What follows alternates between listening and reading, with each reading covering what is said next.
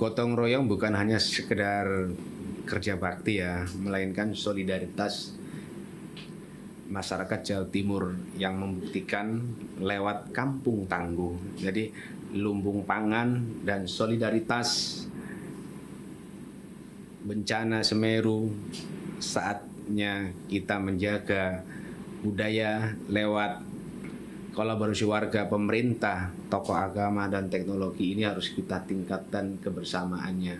Jadi itulah yang harus kita wujudkan, kebersamaan untuk membangun budaya lebih baik lagi.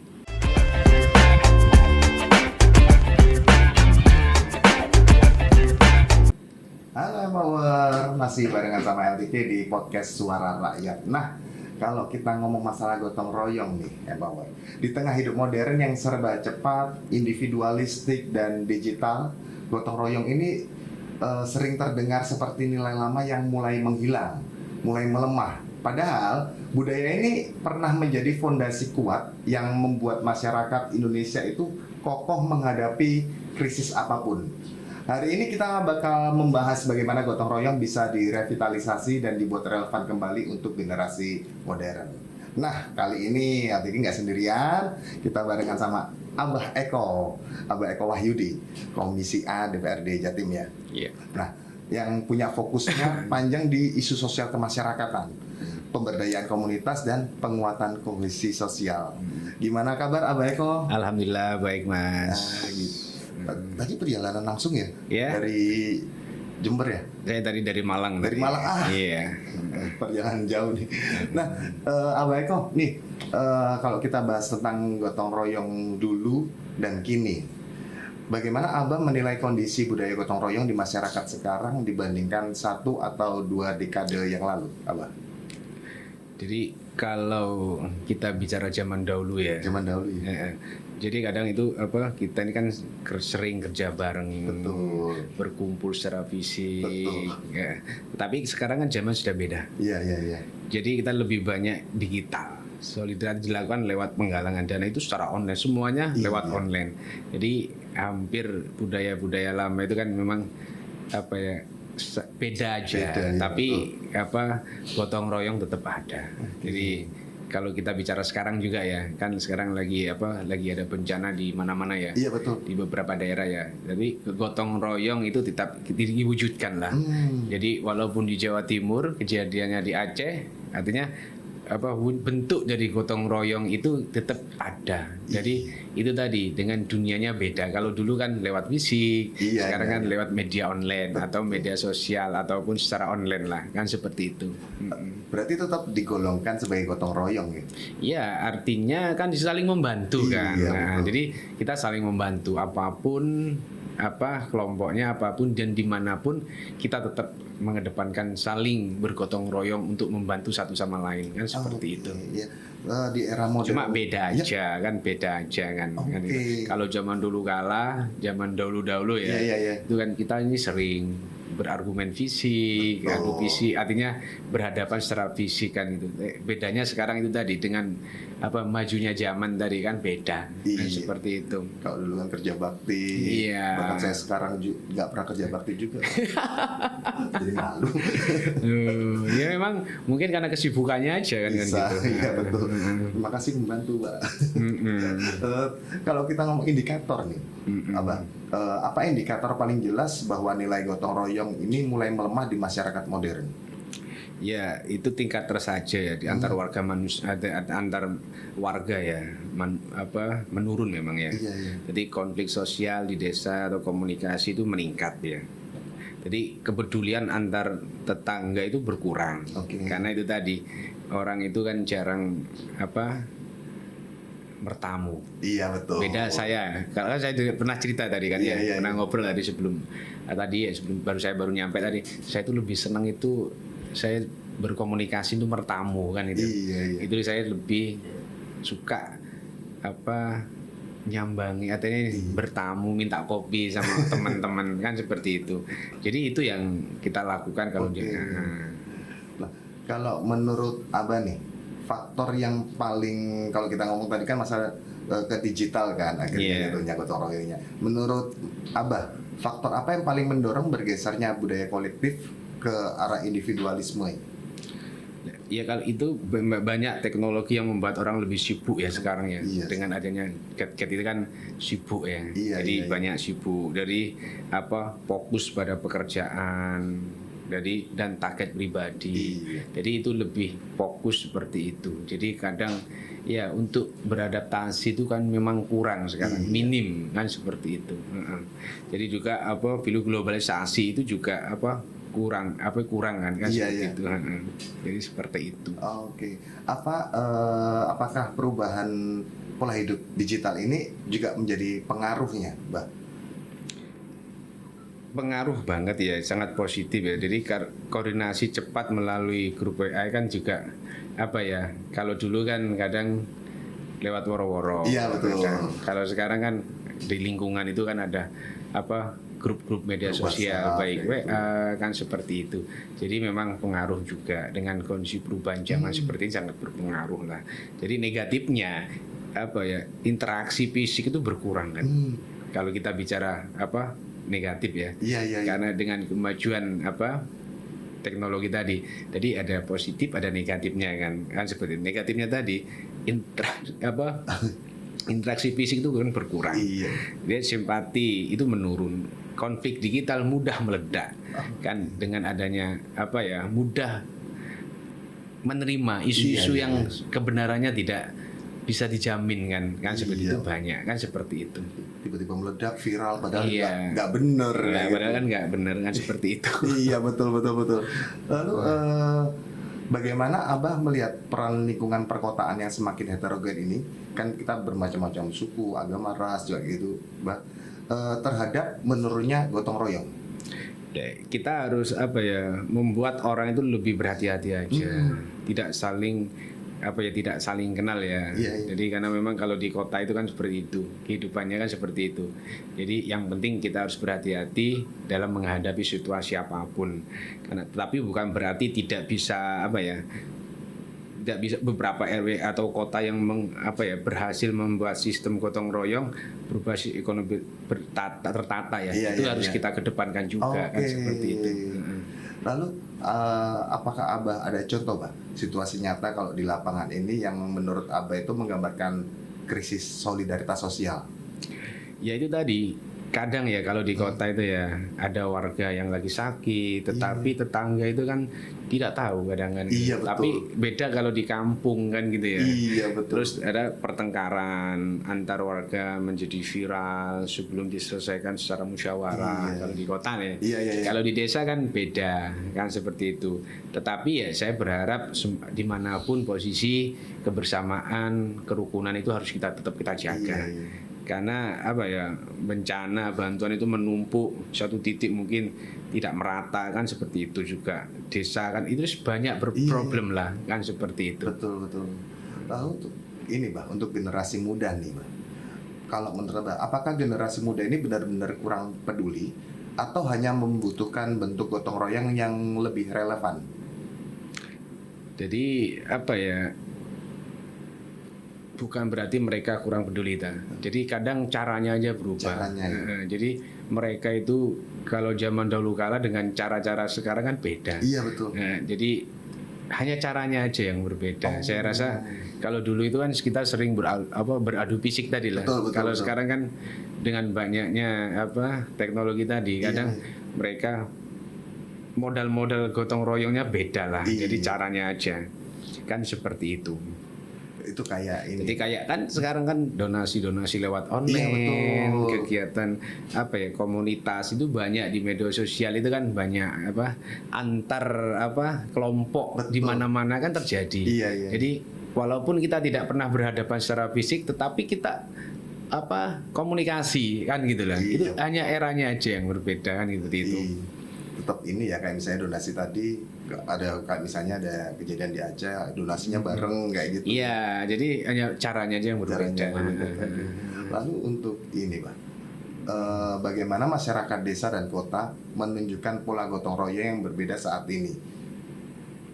Ya, kita kalau di desa ya itu kan masih kuat ya. Iya, iya. Jadi berbasis adat, jadi kultur dan hubungan keluarga itu kan masih ada.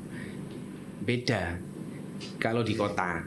Jadi kalau di kota itu tingkat partisipasi lebih rendah karena kesibukannya masing-masing. Iya sih.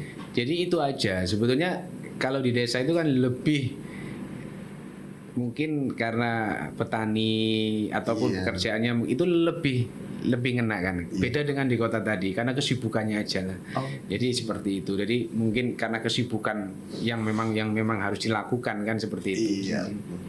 Oke, itu tadi pertanyaan terakhir di segmen 1 ini, Bah. Jangan kemana-mana, Empower. Habis ini kita bakal masuk ke segmen kedua barengan Abah Eko.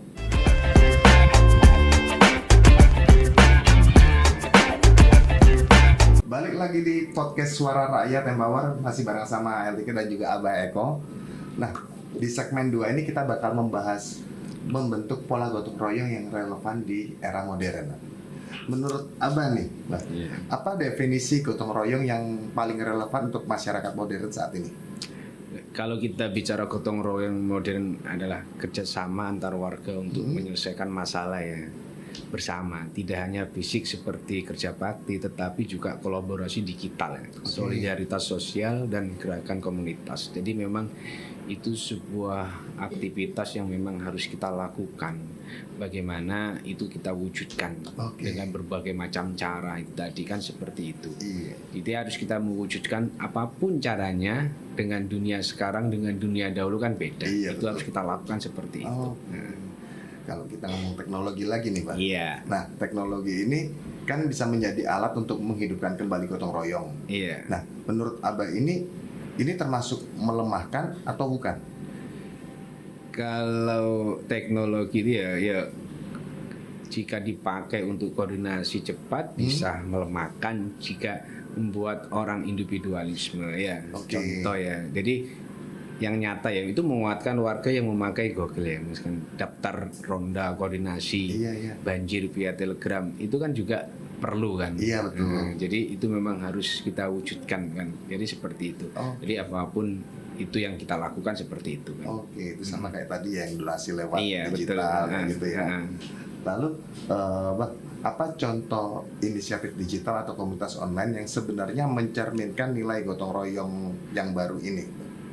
Jadi komunitas paling tidak info warga itu ya kan banyak sekarang ya. Jadi mulai mungkin melalui Facebook ya, terus saling berbagi info kalau bicara kehilangan atau banjir dan lowongan kan mungkin itu. Jadi kita saling berbagi informasi ya melalui media sosial ya. Jadi maupun ada grup WA ataupun di Facebook ataupun di TikTok ya mungkin ya di situ ya.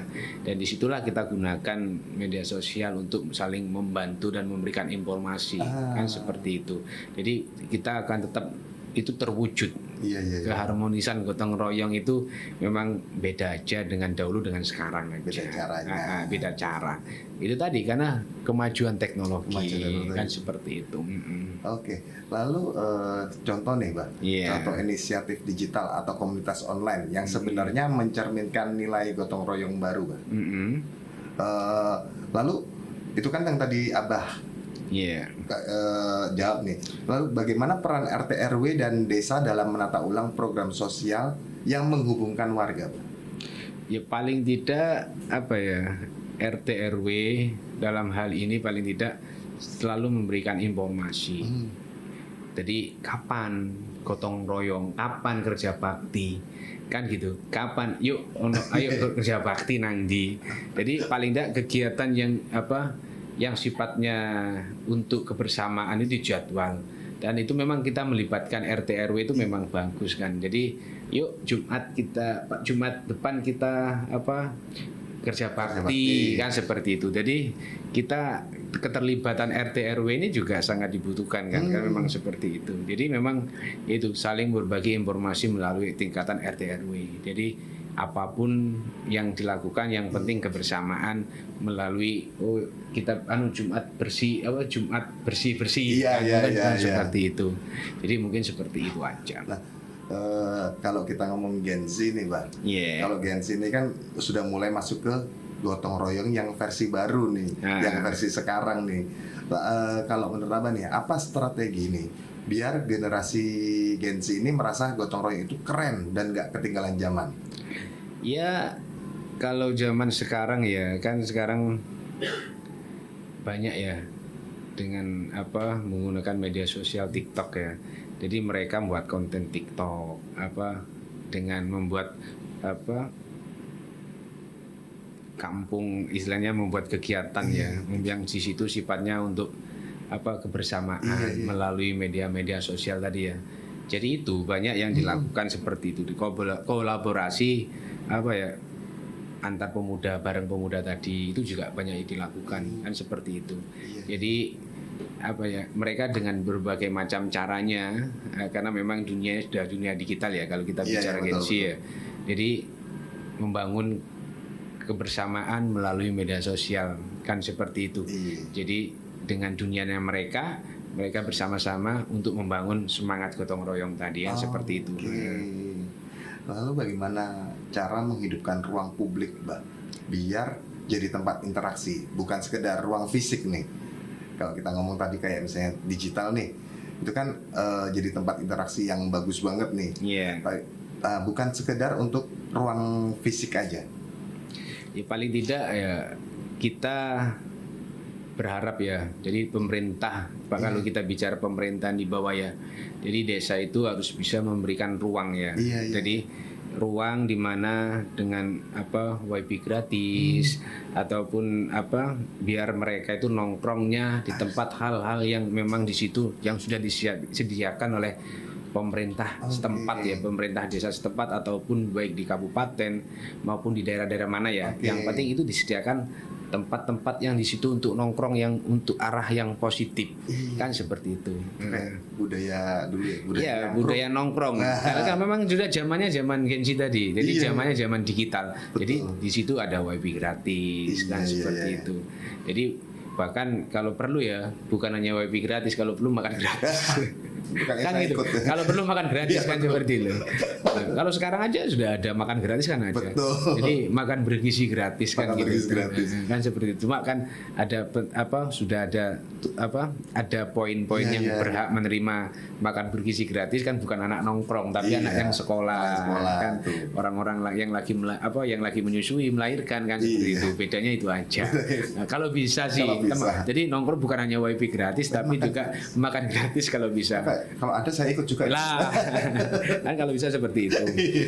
Lalu gini Mbak, apakah program kerja bakti itu masih relevan di era sekarang? Kalau iya itu bagaimana perlu diubah formatnya Mbak? Ya, jadi sangat relevan ya. Jadi memang namun formatnya memang perlu disesuaikan zaman aja. Jadi kerja bakti yang difokuskan pada isu modern.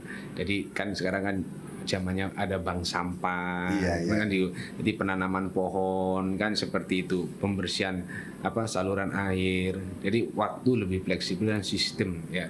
Jadi itu seperti itu aja. Jadi memang sangat relevan banget. Jadi memang formatnya aja yang memang harus dirubah kan seperti itu. Kalau kita ngomong peran-peran nih Mbak, tadi kan peran sosial juga ada RT RW, desa-desa atau mungkin warga sekitar. Kalau perusahaan Mbak, bagaimana peran perusahaan atau dunia usaha nih dalam menumbuhkan budaya gotong royong komunitas? Ya, memang kalau bicara perusahaan ya bisa menjadi motor kolaborasi ya di desa atau maupun di kota ya.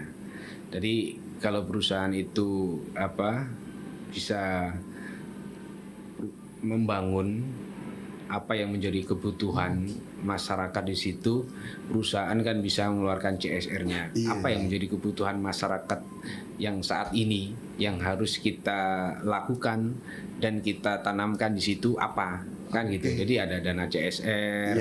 Jadi memang harus berkolaborasi antar masyarakat dengan perusahaan yang ada di sekitar. Jadi itu memang harus kita bangun kan seperti itu. Karena memang dibutuhkan kan seperti itu. Lalu untuk pendekatan komunikasi yang efektif itu untuk menumbuhkan empati dan kepedulian sosial itu seperti apa Bang? Kalau menurut Abah? Ya mungkin dengan membuat poster-poster ya. Kalau di mana drainase mungkin mempet, rumah kita juga bisa banjir ya. Mungkin buat video pendek tentang warga yang sakit terbantu penanggulangan apa ya, penggalangan dana untuk membantu penggalangan dananya. Kan itu juga seperti itu. Bisa kita lakukan kan seperti itu. Oke, Mawar, ini semakin menarik banget nih kalau kita bahas tentang budaya gotong royong. Iya, karena memang budaya gotong royong itu kan masih dalam apa ya, sangat erat dalam konteks kehidupan masyarakat Jawa Timur. Gotong royong itu memang apa ya, sangat perlu dan harus kita kedepankan kan seperti itu. Siap. Nanti kita akan balik lagi untuk ngobrol-ngobrol yang lebih seru lagi barengan Abah Eko di segmen 3 nanti.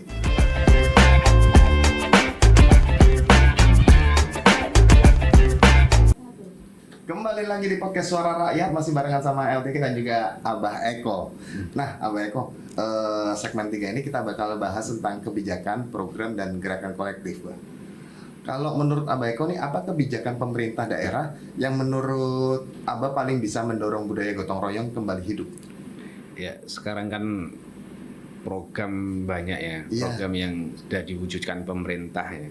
Jadi dengan program Kampung Tangguh Semeru ya, yang kini tetap berjalan itu.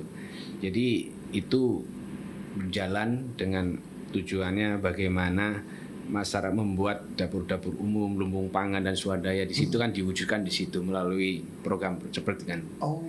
Jadi seperti itu. Lalu bagaimana pemerintah bisa melibatkan warga tanpa membuat program terasa sekedar formalitas? Jadi biar warga itu nggak merasa ini hanya formalitas nih, nggak ada pikiran seperti itu, Pak. Jadi banyak ya kegiatan-kegiatan yang dilakukan apa yang melibatkan warga, seperti kegiatan-kegiatan Muslimbang Des, dan di situ juga apa ya sudah banyak ya memakai model-model ya, contoh ya kita memutuskan prioritas anggaran sampai pemetaan jalan kecil pun itu kan melalui rembuk kan, melalui rembuk di situ. Jadi ada Muslimbang ada Muslimbang Des, karena itu tadi kita dalam menciptakan apa komunikasi gotong royong biar tetap ada kan seperti itu. Jadi melalui proses-proses seperti itu dalam mewujudkan bagaimana pemerintahan itu bisa berjalan secara baik kan seperti itu. Kalau kita ngomong gotong royong, Mbak, kan kebanyakan dari kita itu pasti mengerti gotong royong sejak kecil diajarkan seperti ini. Kalau masa kita ya, era kita, Mbak. Kalau menurut Abah nih, untuk Gen Z sekarang, apakah perlu ada kurikulum atau pendidikan karakter khusus untuk memperkuat nilai gotong royong di sekolahnya?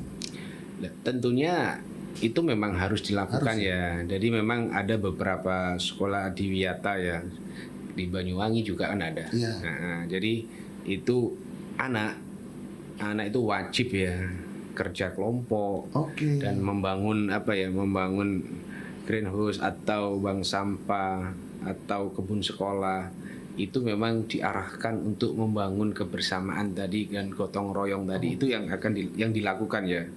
Jadi yang memang disitulah untuk mengajari anak-anak kita tentang pentingnya gotong royong kan seperti itu. Jadi itu sudah dilakukan di sekolah-sekolah yang apa yang di Wiyata kan seperti itu. Berarti memang sudah berjalan dari dulu ya sebetulnya. Iya, karena memang itu budaya apa ya? Budaya lama yang memang harus kita tetap kita pertahankan. Jangan sampai budaya gotong royong itu kita tinggalkan. Karena dengan gotong royong insya Allah kebersamaan itu akan terjadi dan insya Allah rezeki itu akan selalu ada kan seperti itu kan. Betul. Iya. Nah, karena kalau kita ngomong gotong royong lagi, kan akhir-akhir ini Indonesia juga ada beberapa bencana alam nih, Mbak. Ya kan, kayak misalnya gunung yang meletus kemarin, terus ada juga di Aceh juga. Kalau menurut Abah nih, bagaimana cara menumbuhkan kembali tradisi gotong royong dalam penanganan bencana dan sosial? Ya, seperti yang terjadi di Lumajang ya. Jadi kan sudah sering terjadi erupsi ya. Jadi di mana sebuah berbagai macam kelompok ini kan membuat sebuah posko relawan ya. Ya di situ menyediakan berbagai macam kebutuhan yang harus disediakan. Jadi kalau Lumajang ya, jadi yang butuh rumah, bahkan ya rumah saya kan di kota. Rumah saya di kota. Itu kan bahkan itu tadi ada. Jadi karena memang di situ mungkin poskonya kurang bagaimana ya, saya nggak paham ya. Itu terjadi tetangga saya itu menjadi pengungsian. Oh. Nah, jadi pengungsian. Jadi itu wujud dari gotong royong juga kan. Jadi kebersamaan dengan berbagai macam cara. Caranya tadi itu dengan membuat posko bersama ataupun posko-posko yang sifatnya menyediakan rumah tinggal sementara. Mungkin ada kebutuhan yang memang harus dipenuhi ya, selama kita bisa pasti itu dilakukan. Kan seperti itu. Jadi tetap saling membantu ya. Iya, jadi banyak yang dilakukan untuk kebersamaan tadi, untuk mewujudkan sebuah gotong royong tadi kan seperti itu. Banyak cara lah. Jadi dan itu yang dilakukan, menyediakan apa yang menjadi kebutuhan mereka. Jadi berbagai macam kelompok menyatu jadi satu untuk membuat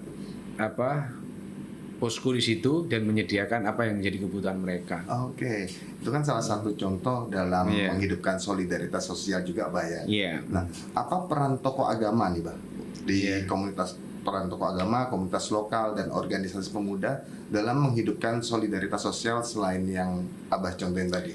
Nah, kalau bicara dari organisasi keagamaan ya, jadi kalau bicara NU kan ada Lajis NU. Iya, betul. Itu kan mereka rutin membuat program bedah rumah, santunan anak yatim, kan gitu. Kalau bicara Muhammadiyah sangat aktif di bencana Semeru dan banjir itu kalau bicara Muhammadiyah. Jadi semuanya itu sangat berperan. Jadi di situ.